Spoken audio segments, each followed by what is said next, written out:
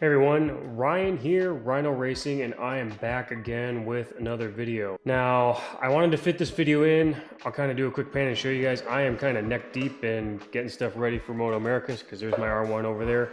We're going to do a little electrical issue with that. I know I am long overdue on an update about my Moto America journey, and I promise I will be doing an update soon, but I wanted to take time to get this video out, to get some content out for you guys, and have a follow-up to my first video that was talking about getting into motorcycle road racing and two big questions that I was coming across often and that I heard from a lot of people that I wanted to address.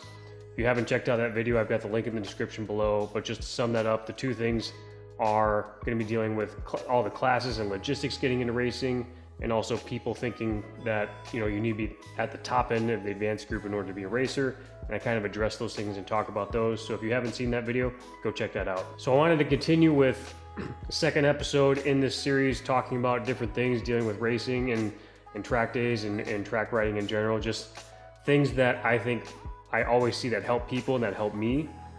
And I just want to continue to share that out with everyone because I want to get as many people on track as possible, and I want to get as many people on track enjoying themselves and progressing, and this is one of those ways that I've found over the years that always has helped me. And what I want to talk about specifically is track maps. I'm just shocked at how many people really don't do this, and it's one of those that seems so obvious once you hear it and once it's explained why. But I can't tell you how many times I've had riders come up to me and they'll ask us when I'm coaching or control riding, they'll say, hey, how do I go quicker into turn one? And I'll go, first thing I'll say is like, well, where are you braking right now? What gear are you in? Oh, you know, where's your turning point? And a lot of times they'll look at me and go, I don't know. Well, it makes it a lot more difficult for us to help if I don't know where the starting point is. So the first thing I always do when I get to the track, even if I've been to the track a ton of times, or if it's a new track, what I always do is I always print off a track map. And then if it's a track that I've been to, I will look over where my shift points are and where my braking points are, my turn-in points. So then when I go out on track, I'm not trying to fumble my way around for the first few laps, the first session, trying to remember where I do everything. It's just wasted track time. And if it's a new track, you know, I'll watch videos and maybe try and get an idea of gearing and do all those things. But the first thing I do after I come in off of my first session is I write down where my shift points were that I'd started out with, where I was braking, even though those things are going to change, right? It's first session of the day. I'm sure I'm hopefully only going to get quicker. My braking points might get pushed back further. My gearing might change a little bit, but I need to have a reference point. I need to have a start. I need to have a base. And the comparison I use when I'm talking to people is, think if for any of you who have done any, like, train for a marathon, or if you lift weights, right? One of the best things you can do is to track your weights, right? If someone came up to you and said, hey, I want to bench 400 pounds, and you go, well, what are you benching now? And they go, well, I don't know. Well, then how are you supposed to attain that goal if you don't know where you're starting? You know, you have to have a starting point in order to get somewhere. So that's what I use my track map as, is I always use that as a reference point, and it's a base. Again, especially if a new track, like I said, it will change. All those reference points are going to change, or maybe I switch to a different bike, but it gives you a starting point, and you have to have a starting point. Otherwise, like I said, you're going to keep showing up to the track, and I know tons of people who've done this, and I was guilty of it too before I had a track map. Is I thought I'm going to have it memorized, I'll remember, and I'll check my video, and then you get out there on track, and you're going into a turn, and you're thinking, well, wait, what gear am I supposed to be in? Where's my braking point? And again, all those things, all that does is it just wastes your track time. It makes you less efficient. And you're out there at a high rate of speed doing something that you don't typically do every day. At least most of us don't do every day. So your mind's already going to be a little bit overwhelmed depending on your skill level. So the less you have to think about, the better. So if you don't have to think about where your shift points are and where you're braking and all those things, you can just concentrate on your riding and changing those things and working on things to get quicker. Maybe you want to work on your body position, or you made a change on the bike. That way you aren't thinking about 5 or 6 things at once. You're thinking about 1 or 2 things. You know, you're just trying to simplify things. And even, I'll just take that a step further as far as simplifying and just having that rhythm that you can use that track map as a base. Is even if I'm control riding and I'm riding at a slower pace than I normally would, I'm still trying to shift in the same points I am. I'm still braking in the same points I am. Even if I'm lower in my rev range or if I'm going slower, that way it just keeps that muscle memory and that consistency going.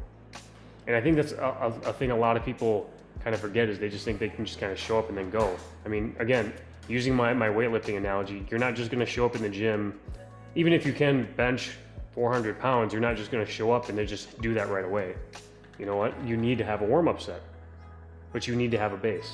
So again, it's not rocket science. It's not some crazy groundbreaking thing, but I wanted to make sure I talked about this because I can't tell you guys how many people I've talked to over the years that don't do this.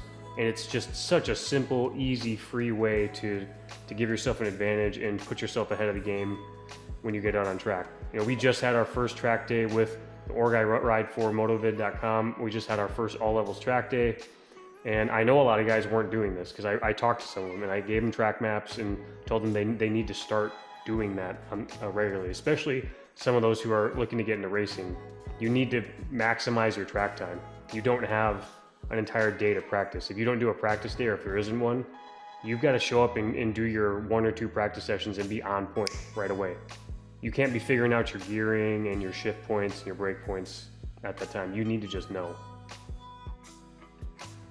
So yeah, pretty short and sweet video, but like I said, I wanted to take a quick break from what I was doing, getting all my bike prep done for Moto America and preparing, because this is a video that I've wanted to do following up from my last one, and I wanted to make sure I addressed that soon because I know track season's already kicked off. And for any of you who haven't been out on track yet this year, I highly, highly recommend that you get a track map and start logging those things.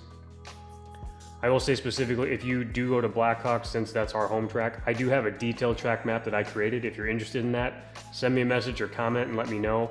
I actually took the time, I actually wrote out where the shutdown markers are on the map I created and also where the asphalt and concrete patches are. Any of you that know Blackhawk know what I'm talking about.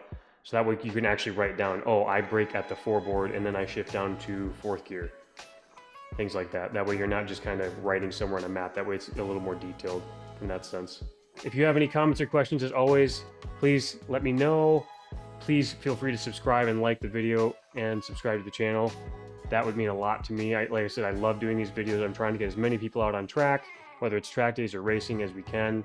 Quick side note to that, I am going to be working as a race instructor this year with Motovid for our Race Basics 302. So if you're interested in that, let me know. I'm also, I think I may have mentioned in my previous video, but I'll mention again, I am kind of piloting, basically I'll just call it like a Rhino Racing Academy program where I'm trying to help newer riders or people who want to get into racing. I'm not doing a ton of people this year because I'm trying to focus also making my Moto America debut, so I don't want to take off too much and I don't want to make promises to help people and then not end up being able to. But if you are interested in it, let me know. I've got a couple people I'm already kind of helping on the side here, and I don't want to take on too much more. So if you are interested, hit me up as soon as possible, and I'd be happy to help you out. Like I said, I don't want it to be a cookie cutter thing. I've been trying to work on it and figure out the best curriculum for it. And I want it to be more kind of like I've referenced before, more like a personal trainer kind of thing, because everybody's going to be different, right? I want it to be customized. I may say something to one person and they may take it differently than another person, and everyone's goals are also going to be different. So I don't want it to be this simple, you tell me you want to go faster and I give you pamphlet A and then you just go. That's a bit of a sidetrack. I did not mean to get on, but I wanted to just let you guys know in case you're interested. As always, like I said, thanks for checking out the video, and we'll be back for more soon. I will make sure to get an update on everything that's happened with me with my racing here, hopefully within this next week. So stay tuned for more. Thanks.